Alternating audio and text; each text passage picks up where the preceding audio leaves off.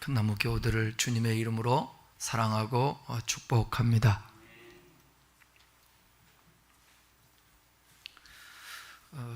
목사의 늘 몸부림은 뭘까요? 제가 목사가 된 이유는 회개하라 천국이 가까웠느니라. 천국이 임한다는 거예요. 그래서 회개했죠. 회개하니까 기쁨이 있었고 감격이 있었고 내 인생을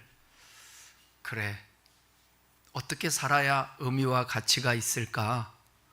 하나님이 꿈속에 나타나서 부르신 것도 아니고 성경이 갑자기 읽다가 너는 주의 종이 되라 그래서 그건 주의 종 된 것도 아니고 그 은혜가 참 복이고 또 예수 믿는 이 가치가 너무 크고 예수를 이 세상 사람들이 제대로 많이 믿으면 이 세상은 참 살기 좋은 아름다운 세상이 되겠다, 그런 생각에 목사가 되었습니다. 목회 30년을 해오면서 늘 이 안에 힘든 부분과 갈등이 뭐냐? 사람이 잘 안 변한다는 거예요. 사람이 안 변한다는 거예요. 성경에서 말씀하고 있는 이 진리의 말씀과 신앙과 오늘 그리스도인들의 삶이 너무 동떨어져 있다는 거예요. 안 믿는 사람이야 그 사람들은 어쩔 수 없다고 하지만 권모, 술수, 거짓, 세상의 욕망을 위해서 음란하고 방탕하고 육체의 쾌락을 따라 자기 마음대로 살아가고 들키기만 안 하면 되거든요. 바람을 피워도 가족들에게 안 들키면 되고 내가 사업을 하고 뭐를 하면서도 법적으로 들키지만 안 하면 되고, 그런데 이제 신앙이 없어도 양심이 있는 사람들은 마음에 꺼리낌이 있어서 조금 더 양심적으로 살려고 몸부림도 치고 그렇습니다. 그런데 우리는 예수 믿는 사람들이잖아요. 예수 믿는 사람들의 우리 예수님께서 이 땅에 오셔서 처음으로 한 일성이 뭐냐면 회개하라, 천국이 가까웠다. 이 말은 회개하라는 말은 무슨 뜻이에요? 돌이키라는 거예요. 방향을 바꾸라는 거예요. 삶의 식을 잘못 사는 것을 인정하고 삶의 태도와 방식을 바꾸라는 거예요. 회개를 하고 그러면 하나님 나라 천국이 가까운 거예요. 그러니까 하나님의 식이 가까우는 거예요. 그러면서 예수님이 처음으로 산상수훈을 하면서 산에서 이 설교를 하셨어요. 그게 지난주까지 우리가 함께 나눴던 팔복의 설교예요. 예수 믿고 나면 가치 체계가 바뀌어야 돼요. 삶의 태도들이 바뀌어야 돼요. 추구하는 것이 달라져야 돼요. 그래서 심령이 가난한 자는 복이 있나니. 우리는 복을 참 좋아하는 사람이에요. 저도 복을 좋아합니다. 이 복이라는 개념이 성경에서 말하는 그 복의 개념보다 세상에서 지금 쓰고 있는 그 복의 개념을 제가 말씀드리는 거예요. 이 복 다 좋아요. 필요합니다. 네? 여러분, 오늘은 다른 날은 모르는데 오늘은 진짜 설교를 잘 좀 들어줬으면 좋겠어요. 진짜로, 실제로 간절한 마음이에요. 왜? 제가 한 주일 동안 고민하면서 우리 성도들에게 이 말씀은 증거해야 되는데 정말 좀 들었으면 좋겠어요. 졸리시더라도 오늘만큼은 들어주셨으면 좋겠어요. 졸리시면 일어나셔서 들으셔야 돼요. 다른 날들은 제가 다 이해할게요. 근데 오늘은 들으셔야 돼요. 왜? 중요하니까. 너무 중요하니까. 왜 신앙생활을 10년, 20년, 30년 하는데도 왜 변화되지 않을까? 왜 늘 하나님과 평행성을 이루며 살을까? 왜 점점점 신앙은 더 새로워지고 날마다 성장, 성숙해 가야 되는데 왜 항상 그 자리일까? 성경의 영향은 전혀 받지 않고 살을까? 기도해도 전혀 삶이 달라지지도 않고 어떤 일도 벌어지지 않을까? 그러다 보니까 기도하고 싶은 생각도 없어요. 그리고 종교 행위만 하지, 그래도 떠날 수는 없잖아요. 주님이 부르셨는데. 그리고 떠나가지도 않아줘요. 왜? 하나님이 딱 막고 있으니까. 이게 끈을 붙잡으니까 도망갈 수가 없어요. 그런데 그 주님과 연합관계 속에서 친밀한 교제를 하며 영향을 받으며 못 사는 거예요. 여전히 근심거리가 있으면 근심하고, 너희는 마음에 근심하지 말라, 하나님 믿으니 나를 믿으라, 근심하지 말라 그랬거든요. 여전히 근심, 염려하지 말라고 그랬거든요. 그 염려는 세상 사람들이나 이방인들이나 하는 거거든요. 그런데 여전히 불안해요. 두려워하지 말라고 그랬거든요. 여전히 두려워해요. 무서워하지 말라고 그랬거든요. 여전히 무서워해요. 그럼 하나님은 뭔가요? 우리의 신앙은요? 목사님이 잘 가르쳐 주셔야 제가 못 깨달아서 그래요. 잘 좀 가르쳐 주시면 좋죠. 그래서 제가 말하는 거예요, 지금. 오늘 신앙의 본질을 가르치려고 잘하니까 오늘은 정신 차리고 들으셔야 됩니다. 하나님은 살아계세요. 그분은 창조주세요. 그분은 우리의 생사화복을 주관하세요. 그분은 온 우주와 천하만물을 그분은 주관하고 계세요. 그래서 그분을 신뢰한다면 이 세상이 어떻게 돌아가든지 하나님의 주권을 인정하며 그분한테 맡기고, 내가 해야 될 주어진 삶의 현장에서 나에게 작은 일이라도, 돌 하나라도 옮기고 식물 하나라도 심고 가꾸고, 내게 주어진 일에 사무실에서 아니면 일터에서 그냥 최선을 다하는 거예요. 그러면 하나님이 모든 것을 주관해 주세요. 우리의 생사화복도 마찬가지예요. 욕심부리지 말고 정직하고 바르게 하나님 안에서 나의 주어진 삶을 살아내면 그분이 먹이시고 입히시는 거예요. 그리고 하나님, 나는 연약하오니 오늘날 우리에게 일용할 양식을 주십시오. 일용할 양식을 주라는 기도는 매일매일마다 기도하라는 얘기예요. 일용할 양식을 주십시오. 오늘 일용할 양식을 못 얻었어요. 그럼 내일 가서 일용할 양식을 안 구하면 어떻게 되는 거예요? 목사님, 안 구해도 먹고 살던데요? 그 의미가 아니고, 그분의 힘으로 살려면, 창조주의 그 역사 앞에 들어가서 그분의 인도하심 앞에 살려면 하나님의 말씀을 경외하고 신뢰하며 그 말씀을 하나하나 깨닫고 이해하고 이해한 만큼 순종하며 살아갈 때에 어떤 일이 일어나는 거예요. 여러분, 우리 예수 믿는데 지난 한 달 동안에 무슨 일이 일어났나요? 예수님 때문에 지난 한 주간 동안 무슨 일이 일어났나요? 예수님 때문에 어제 무슨 일이 일어났나요? 전혀 아무 일도 안 일어났어요. 아무 느낌도 없어요. 그냥 교회 오니까 오는 거고. 그거 신앙생활 아니라니까요. 너희가 내 안에 거하고 내 말이 너희 안에 거하면 무엇이든지 원하는 대로 구하라. 그리하면 주시리라. 근데 무엇이든지라는 게 중요하지 않아요? 여러분, 무엇이든지 내가 하나님 앞에 기도하면 응답됩니까? 아니에요. 너희가 내 안에 거하고 내 말이 너희 안에 거하면, 주님과 일치가 되면 내가 구하는 그 모든 것이 하나님의 뜻 안에서 구하기 때문에 당연히 그 구하는 것이 응답된다라는 것입니다. 사랑하는 여러분, 하나님은 살아계시고 두세 사람이 내 이름으로 모인 곳에 나도 그들 중에 함께 하겠다 그랬어요. 그러면 우리 주님께서 이 자리에 함께 계셔요, 안 계셔요? 진짜로? 옆에 보세요. 주님 계시나? 실제로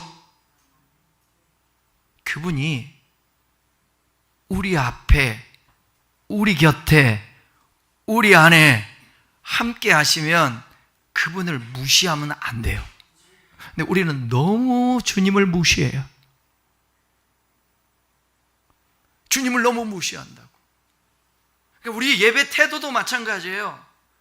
하나님이 지금 나타나셔서 이 자리에 함께 있다라는 생각을 가지고 예배를 해야 돼요. 그렇지 않으면 무시를 받아요. 목사가 설교할 때도 딴짓을 하고 다른 것에 집중을 하고, 요즘 여러분 스마트폰이 제일 문제잖아요. 학생들까지도 참교육에 보게 되면 그 스마트폰으로 범죄하는 일들이 얼마나 많은지. 그래서 요즘 학교에서 스마트폰을 아예 가지고 오지 않게 거둬. 근데 요즘 애들은 못 쓰는 폰 학교에다 내고 진짜 폰은 자기가 갖고 있다가 그거 보는 거예요. 저기 원당에 있는 어느 교회는 모든 교회에 인터넷, 와이파이 인터넷, 그 다음에 전화 다 차단한대요. 그러니까 아무리 갖고 가도 소용이 없어. 그렇게까지 해야 되나? 예. 왜요? 영이 살려면 이 주일 예배만큼이라도 은혜를 받아야 되거든. 하나님의 말씀을 이해하고 그거를 먹어야 되거든. 예수님이 뭐라고 그랬어요? 나는, 따라요, 나는 생명의 떡이다. 이 번역이 잘못됐어요? 번역이. 영어에는 브레드로 되어 있습니다. 이게 빵입니다. 빵이에요. 우리가 번역할 때 뭐라고 번역을 해야 되냐면 밥이라고 번역해야 맞아요. 생명의 밥이다.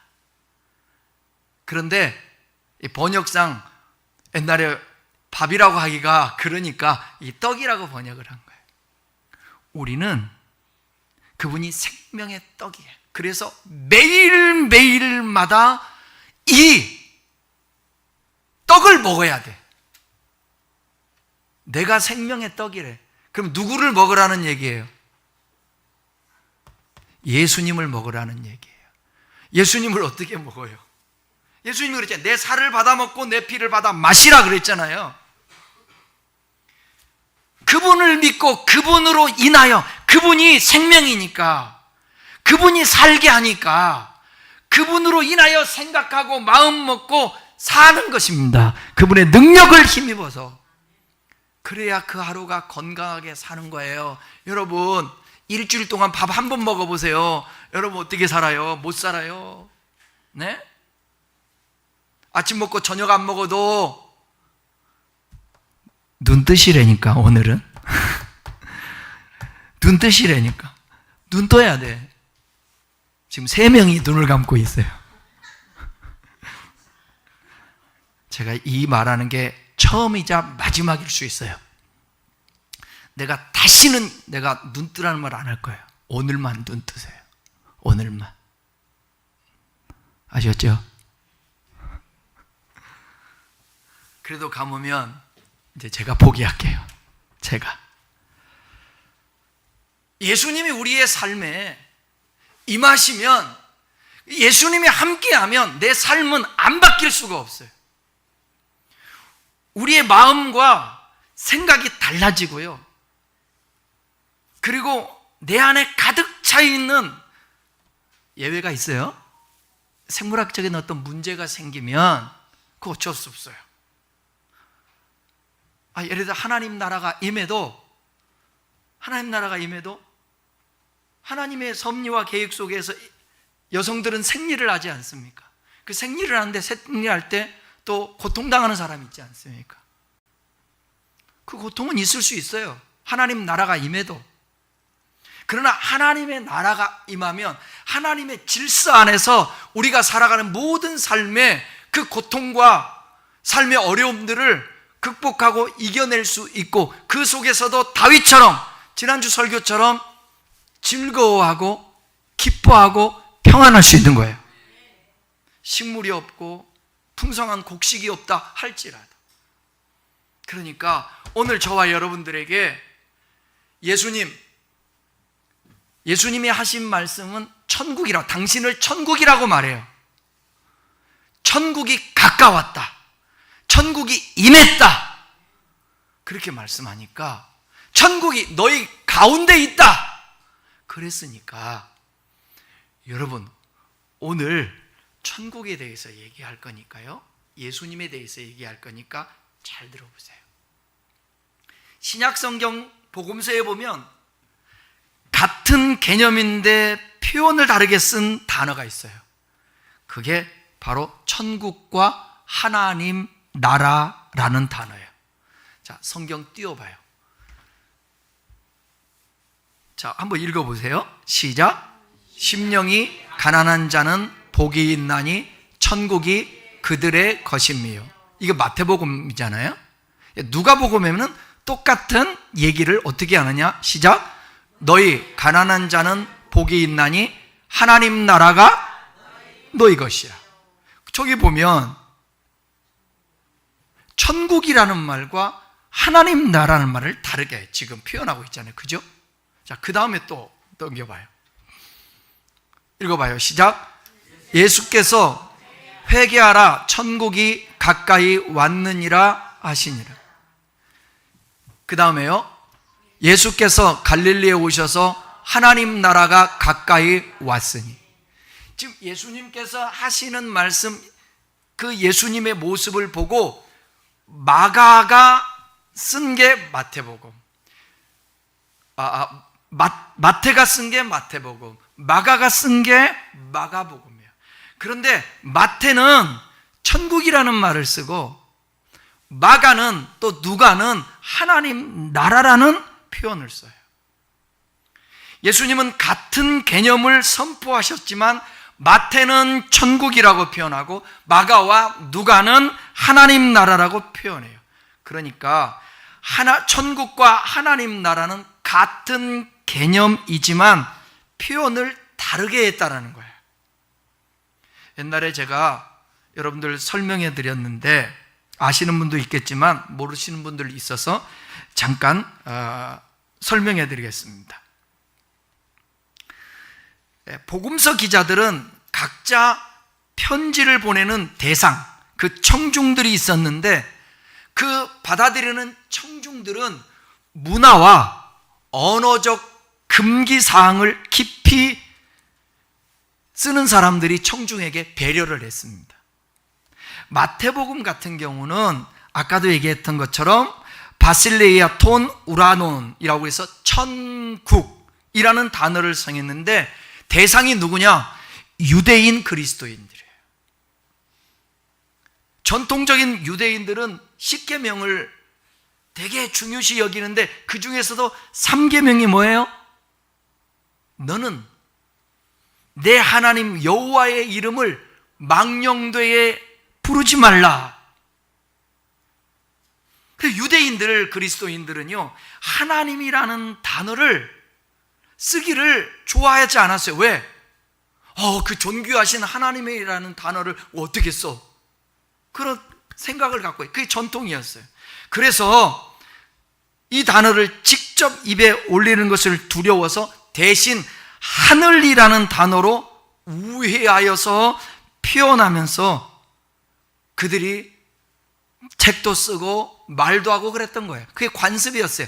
이거를 알기에 마태는 지금 그 대상들에게 하나님 나라라는 단어를 쓰지 않고 하늘천, 나라국에서 천국, 하늘, 나라 표현을 한 것입니다. 마태는 유대인 독자들이 거부감 없이 하나님의 말씀을 받아들일 수 있도록 하나님 나라 대신 하늘나라, 천국을 표현한 것입니다. 또 당시 유대인들은 메시아가 오잖아요. 메시아가 오면 기다리고 있었어요. 근데 지금 유대인들, 그들이 살고 있는 그들은 지금 로마의 통치 아래 있지 않았습니까? 그러니까 늘 꿈꾸는 게 뭔가, 하나님, 예수님이 이 땅에 메시아가 오셔서 저 로마 군대를 물리치고 옛날 그 유대인의 군주 국가인 다윗 왕국, 그 다윗 왕국을 재현하게 될 것이라는 정치적이고 군사적 선입견에 사로잡혀 있었던 거예요. 메시아가 오면 우리가 자유함을 얻을 수 있다, 이 속박 안에서 로마의 통치에서 벗어날 수 있다, 그 생각을 했습니다. 근데 마태는 그들의 생각하는 하나님의 나라가 이 지상의 영토를 넓히는 정치적 국가가 아니라는 사실을 지적하고 싶은 거예요. 이 나라의 기원은 철저히 신적 기원에 있습니다. 인간의 혁명으로 세우는 나라가 아니에요. 하늘의 뜻이 땅에서 이루어지는 통치라는 점이 분명하기에 하나님 나라, 이 하나님 나라라는 표현을 썼던 거예요. 즉 하늘나라, 천국이라는 단어를. 이해하시겠죠? 왜 하나님 나라가 아니라 천국이라고 했는지. 마가복음과 누가복음에서는 하나님 나라, 바실레이아 투 테오라는 단어를 썼는데 대상이 누군가? 로마인이에요. 헬라인, 그러니까 이방인들이에요. 이방인 그리스도인들이요. 이방인 그리스도인들. 아까는 유대인 그리스도인들이고,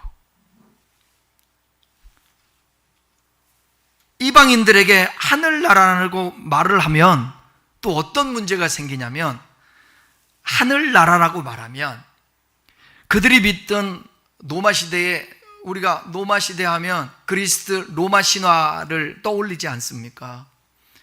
거기 보게 되면 그 신화에 올림포스 산이나 저 높은 공중에 신비로운 신들의 거처로 오해할 수 있어요.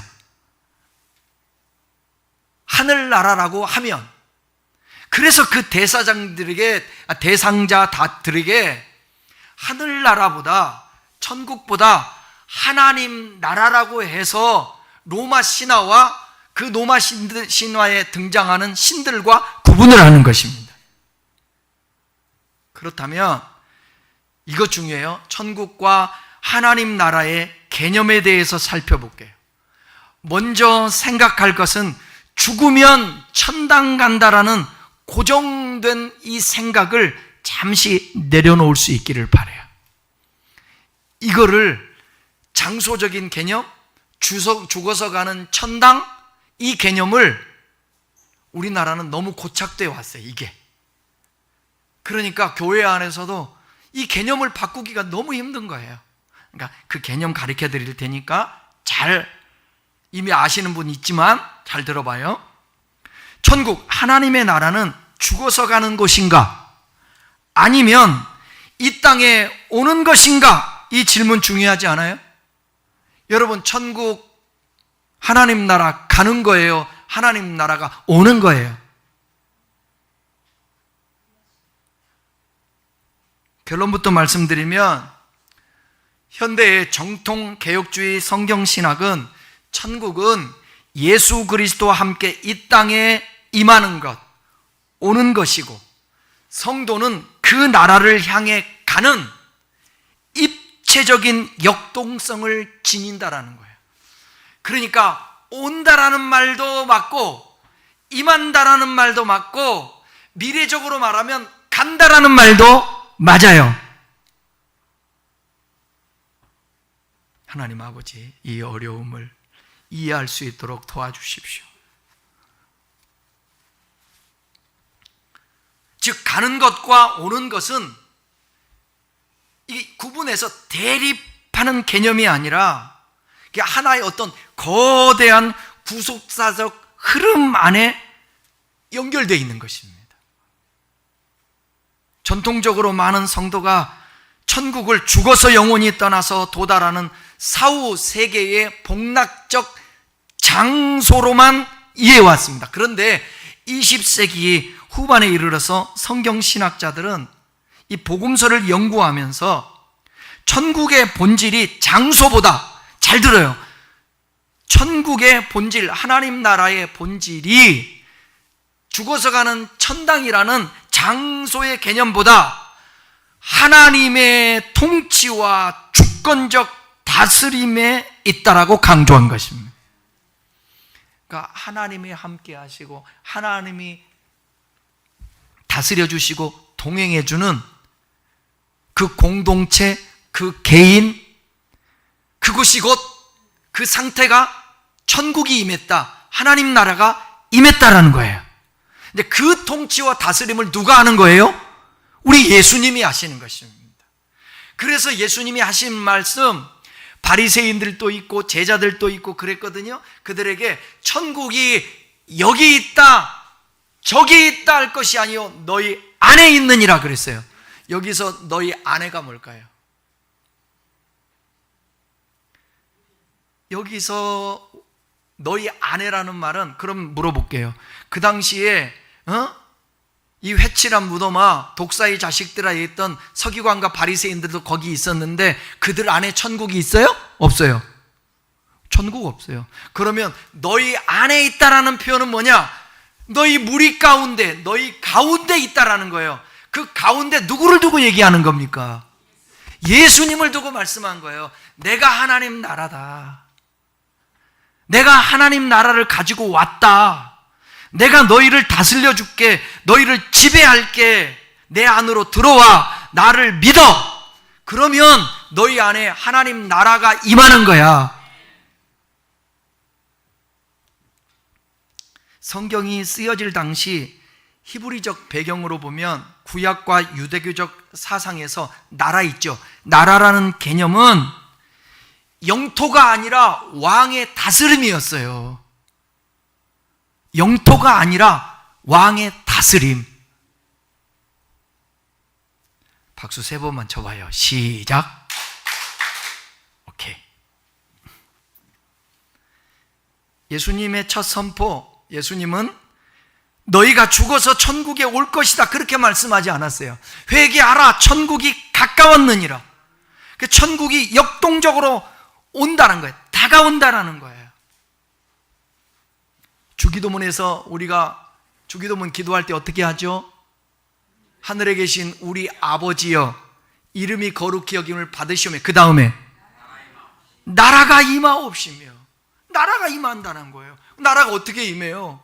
나라 이런 공간이, 우주 공간이 쑥 임해요? 아니에요. 그의 통치와 그의 다스림이 임한 거예요. 그냥 쉽게 100% 맞지는 않지만 할게요. 자, 이렇게 얘기해 볼게요. 대통령이 일본에 가요. 그러면 우리나라가 간 거예요. 그죠? 우리를 대표하니까. 그분의 말은 우리나라의 말이에요. 하나님 나라가 임한다라는 것은 예수님이 이 땅에 오셔서 그분이 말씀하시고 그분이 통치하시고 다스리는 그 모든 것이 하나님 나라가 되는 거예요. 이제 여기 또 잘 이해하셔야 돼요. 신학자 오스카 쿨만이라는 학자가 천국, 하나님의 나라를, 이거를 이해하시면 여러분들이 매우 중요해요. 이미와 아직으로 설명을 했어요. 그러니까 이미 임한 천국, 이미 온 천국, 예수 그리스도가 이 땅에 육신의 옷을 입고 오신 초림, 처음에 오신 초림의 그 예수, 천국은 이 역사 속에 침투해 왔다라는 거예요. 예수가 하나님 나라 천국이니까, 그가 다스리니까. 그래서 예수님이 귀신을 쫓아내고 병을 고치고 그런 일들이 있지 않았습니까? 천국이 가시적으로 이 땅에 도래했던 것을 보여주는 거예요. 자, 마태복음 12장 28절 한번 보겠습니다. 마태복음 12장 28절 없나요? 네, 여러분 성경 제가 읽어드릴게요. 마태복음 지금 본문 찾았으면 앞쪽으로 바로 넘어가면 있어요. 마태복음 12장 28절. 그러나 내가 하나님의 성령을 힘입어 귀신을 쫓아내는 것이면 하나님의 나라가 이미 너희에게 임하였느니라. 지금 누가 하신 말씀이에요? 이 말씀이 예수님이 하신 말씀이에요.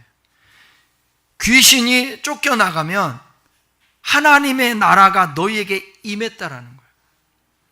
여러분, 이게 전체 통전적으로 보게 되면 이 온 우주와 지구를 누가 통치하는 거예요? 하나님이 통치하는데, 타락한 천사 사탄이, 마귀가 인간이 죄를 짓고 난 다음에 그 관영한 죄악 속에 마귀가 와서 통치를 하는 것입니다. 지배를 하는 것입니다. 이게 하나님의 통치 아래에서 또 통치하는 거예요. 마귀가 자기 권한을 가지고 자기 말을 듣는 사람들을 다스리고 통치하는 거예요. 그런데 예수님이 이 땅에 오셔서 그 사탄을 물리치는 것입니다. 성경이 뭐라고 그랬어요? 예수님이 이 땅에 오시면 세상 임금이 쫓겨나가리라. 세상 임금이 누구예요? 마귀 사탄이에요. 그러니까 여기 귀신이 쫓겨나가는 거예요. 너희를 봐라. 지금 귀신 들렸다가 쫓겨나가잖아. 병자가 낫잖아. 이거는 하나님의 나라가 임했다라는 거야. 마귀의 역사가 떠나가고 예수님이 통치하고 다스리고 역사를 하니까 질병이 떠나가고 귀신이 떠나가게 되는 거예요. 이게 이미 임한 하나님의 나라. 그래서 오늘 일상 속에서 이 이미 임한 하나님 나라가 경험돼야 돼요. 그래야 변화된 삶을 사는 거예요. 그러면 이제 이미 얘기했고 아직은 완성되지 않은 천국의 개념으로 우리가 가는, 그리고 다시 임하는, 초림의 예수로 임한 것이 아니라 성도는 이 땅에서 예수를 믿음으로 이미 천국 시민이 되었지만, 여러분 천국 시민이 되었죠. 예수님 믿고 예수님 내 안에 거하시니까 천국 시민이 되었어요. 육체적 죽음을 맞이할 때는 그 영혼은 완성될 낙원을 향해 갑니다. 그러나 이것이 끝이 아니에요. 인류 역사의 마지막 날 예수님이 재림하실 때 우리가 하나님의 통치 안으로 들어가 우리 육신적으로는 이해할 수 없는 신비스러운 신령한 것을 경험할 것입니다. 그러니까 신학적으로 종합해 볼 때 천국 하나님 나라는 하나님의 주권적 통치가 우리에게 오고 있으며 우리는 그 다스림 속으로 걸어 들어간다라는 표현이 가장 적절한 것 같아요. 그래서 천국은 아이고 세상 힘들어 죽겠어, 도피적으로 죽어서 가기만 하는, 우리가 그곳을 기다리는 그런 곳으로 아니라 오늘 나에게 임하는 하나님의 다스림을 받아들이고 장차 완성되어 올 그 나라를 향해 믿음으로 전진하는 거예요. 끝까지 믿음을 지키고 달려갈 길을 우리가 가고 오늘도 믿음으로 살아내는 것입니다. 그러니까 천국을 이미 우리가 천국이 임했지만 아직 완성되지는 않아서 그를 향해서 가고 있다라는 것입니다. 그래서 저는 어쨌든 물리적인, 장소적인, 공간적인 개념으로의 하나님 나라도 저는 믿습니다. 그러나 그거보다 더 중요한 것은 하나님이 우리를 다스리고 하나님이 통치하고 하나님의 권한 아래서 살아가는 게, 이게 하나님의 나라의 삶이라는 거죠. 천국이 하나님 나라가 임했다라는 것은 창조주 되시고 빛 대신 예수 그리스도께서 우리 가운데 임하셔서 우리를 다스리시니까 어둠이 떠나가고 질병이 떠나가고 사탄 귀신의 지배에서 자유함을 얻을 수 있다는 거예요. 여러분의 마음이 답답하고 자유함이 없다면 하나님 나라가 임하기를 구해야 되는 것입니다. 이러한 이해 속에서 오늘 본문을 살펴봐야 돼요. 본문을 이해하기 위해서 마태복음 13장 전체의 흐름을 살펴볼 필요가 있는데, 마태복음 13장은 천국에 대한 비유예요. 이 비유를 이해를 하면 천국에 대해서 더 잘 알 수 있죠. 예수님께서 씨 뿌리는 자의 비유를 시작해서 그 다음에 가라지 비유, 겨자씨와 누룩 비유를 통해서 하나님 나라가 어떻게 시작되고 어떻게 자라가며 마지막에 어떻게 완성되는지 그 단계를 보여주고 있습니다. 특별히 중요한 것은 이 모든 비유가 단순한 교훈이 아니라 지금 이미 시작되었지만 아직 완성되지 않은 하나님 나라를 설명하고 있다는 거예요. 천국은 죽어서 가는 장소만이 아니라 지금 이 땅 가운데 이미 역사하고 있는 하나님의 통치. 자, 개념을 빨리 지워봐요. 천국, 장소, 죽어서 가는 이 개념 바꾸라고요. 이미 이 땅 가운데 역사하시고 다스리시고 통치하시는 그것이 하나님 나라, 천국 임했다라는 거예요. 여러분들의 그 경험이 있기를 바랍니다.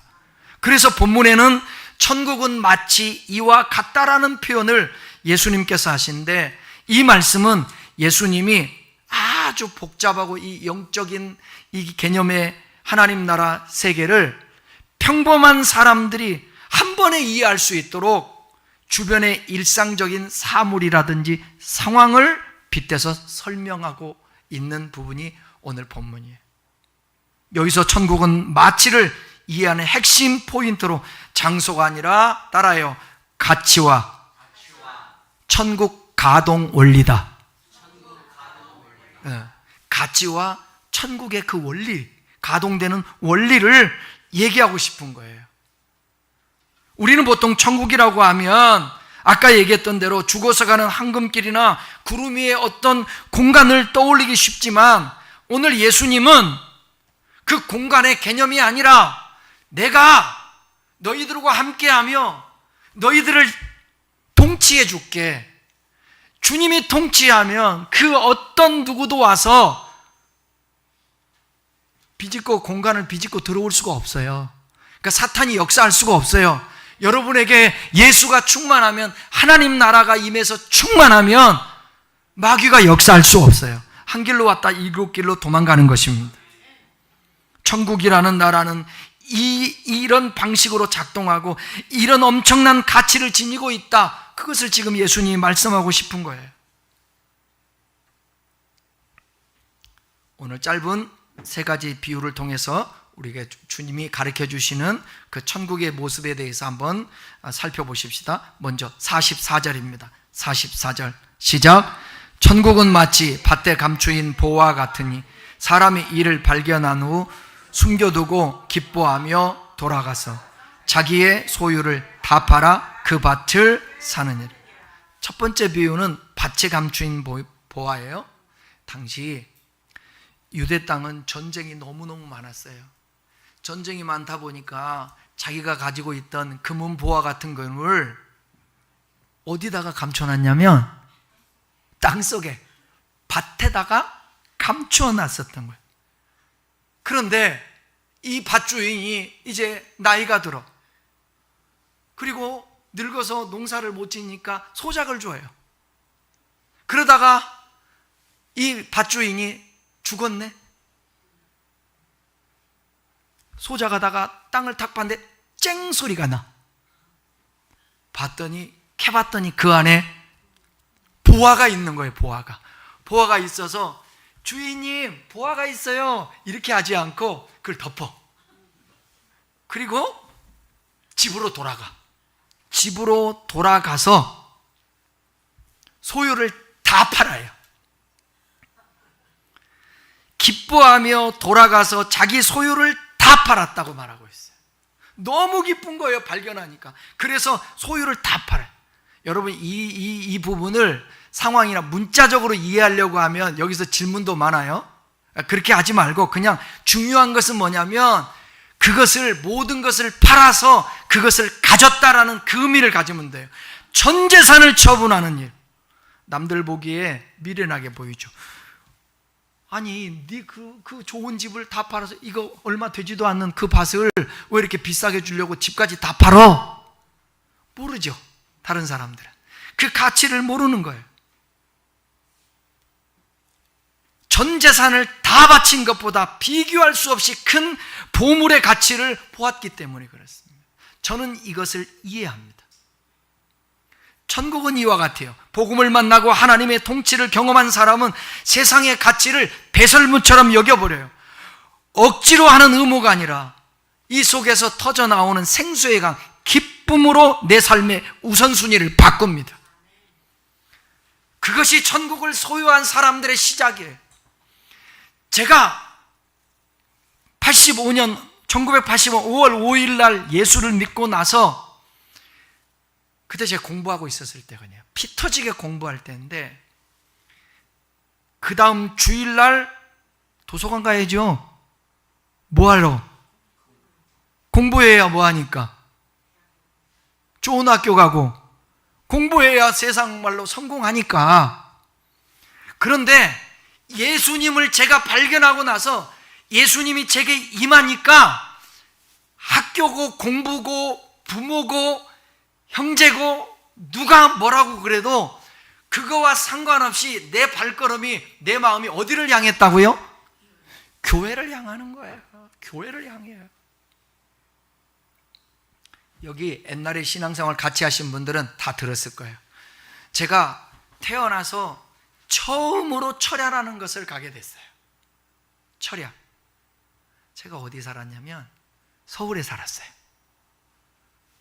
서울에 저기, 돈까지는 얘기 안 해줄게. 말해줄게. 총신대 전철역 근처에 살았어요. 역에서. 근데 예수 믿고 진짜 며칠도 안 돼서, 얼마 안 돼서 제가 처음으로 철야를 가는데, 이게 사탄이 역사한 거야. 배가 얼마나 아픈지 저녁에 7, 8시쯤 교회를 가려고 하는데 10시에 철야가 시작했으니까 가려고 하는데 배가 너무 아픈 거야. 배가 움켜잡으니까 우리 어머니가 그 말씀 하더라고. 야야, 배 아픈데 어디 가려고 그러느냐. 그런데 뭐가 저에게 임했다고요?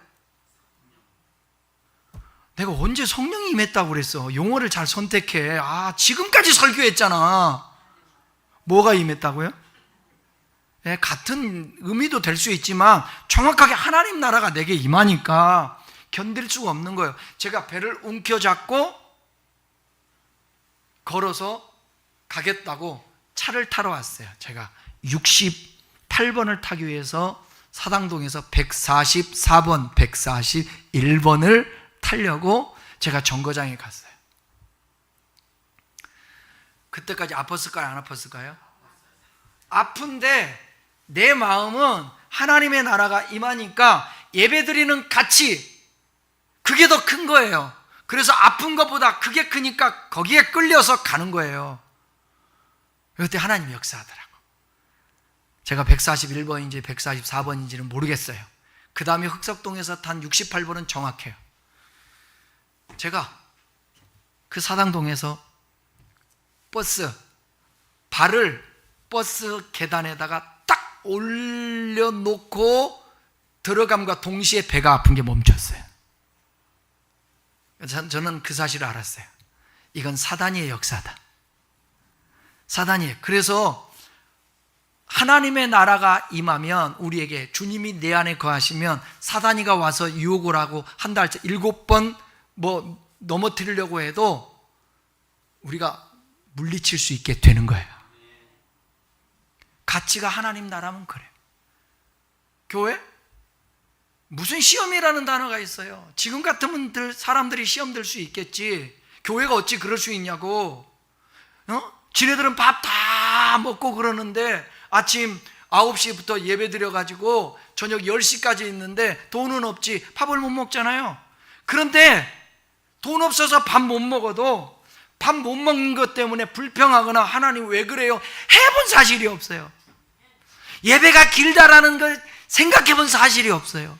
하루에 예배를 몇 번 드렸느냐? 9시 예배. 9시 예배 드리고 가서 전도 끝나고 나서 구역공과 끝나고 나서 청년 예배 끝나고 나서 교구 예배 끝나고 나서 조별 모임 끝나고 나서 구역 모임. 6번이에요. 6번. 그렇게 했어도 불평이 안 나오는 거예요. 그리고 또 주일이 기다려지고, 무엇가 임하고 발견되니까 하나님 나라가 임하고 하나님 나라가 발견되고 가치가 주어지니까, 사랑하는 여러분, 오늘날 많은 사람들이 신앙을 추가 옵션처럼 생각합니다. 자동차 살 때 추가 옵션 하죠? 옵션으로 뭐 달고 그러잖아요. 신앙을 우리의 삶에 추가 옵션처럼 생각해요. 삶의 일부로 여유가 있을 때 붙잡을 정도. 그러나 예수님은 그렇게 말씀하지 않았습니다. 천국은 전부를 걸어도 아깝지 않은 가치가 있는 것이라고. 그러니까 여러분, 천국을 발견하잖아요. 천국이 내게 임하잖아요. 시간 개념이 하나님 주일 성수해라, 예배드리라 말할 이유가 없는 거예요. 하나님 나라가 내게 임하면 11조를 해라, 헌금을 해라 말할 이유가 없는 거예요. 왜? 모든 것이 하나님의 것인데 하나님께 다 가치를 두는 것이지. 여러분, 제가 물어볼게요.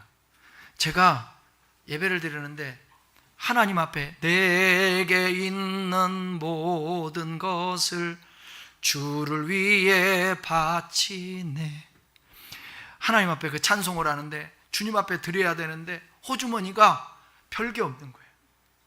다 털어도 10,000원도 안 되는 거예요. 제가 그걸 다 드렸을까요? 안 드렸을까요? 에? 물어볼게요. 그러면 그 당시에 제 호주머니에 1억이 있었으면 제가 바쳤을까 안 바쳤을까?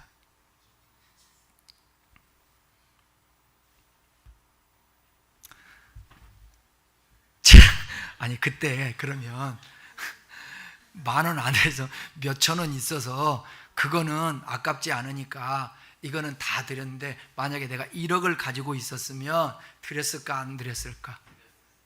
자, 드렸다고 하는 사람 한두 사람이네. 나머지는 저를 여러분의 마음 상태로 보지 마세요. 왜 여러분의 마음으로 저를 읽으려고 하고 저를 분석하고 판단하려고 하십니까? 그때의 마음은 다 드립니다. 제가 그래서 눈물로 몸 밖에 드릴 것 없어 이 몸 바칩니다 하고 제가 주의 종으로 가기를 헌신했던 거예요. 그 증거를 대볼까요, 여러분? 제가 1억이라도 바쳤다고, 그렇게 할 수 있었다. 우리가 교회를 개척했어요. 이 교회가 누구 교회예요? 제 교회예요? 하나님의 교회예요. 하나님의 교회잖아. 그러면 하나님의 교회를 운영하기 위하여서 얼마든지 첫 헌금이 나오고, 박사모가 가서 찬양 지휘하고 하니까, 옛날에 교회에서 너무 고마우니까 지금 그거 갖고 있었으면 진짜 돈 되는데 이만한 거였는데, 아주 큰 거였는데, 그게 한 양인가? 한 양이면 요즘 얼마나 될까? 많이 되죠? 네. 이게 바였어요. 조그만한 바. 근데 기도하는데 하나님이, 야, 너 어려운 교회에다가 바쳐라. 아니, 우리 교회도 어려운데. 그게 하나님의 음성이야. 그러면 내 생각과 하나님의 음성이 충돌할 때 누구 음성을 들어야 돼? 아멘, 순종했어요. 그때 제가, 옛날에는 여러분 카드가 막히고 카드값을 안 내면 전화 오는 거 아시죠? 그럴 상황이었어요. 그러니까 가치에 의해서 하나님의 명령에 의해서 나의 형편과 사정 그거를 뛰어넘는 것입니다. 보화를 발견하니까 다 팔았어요.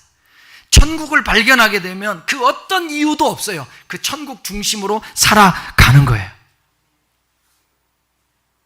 아멘입니까?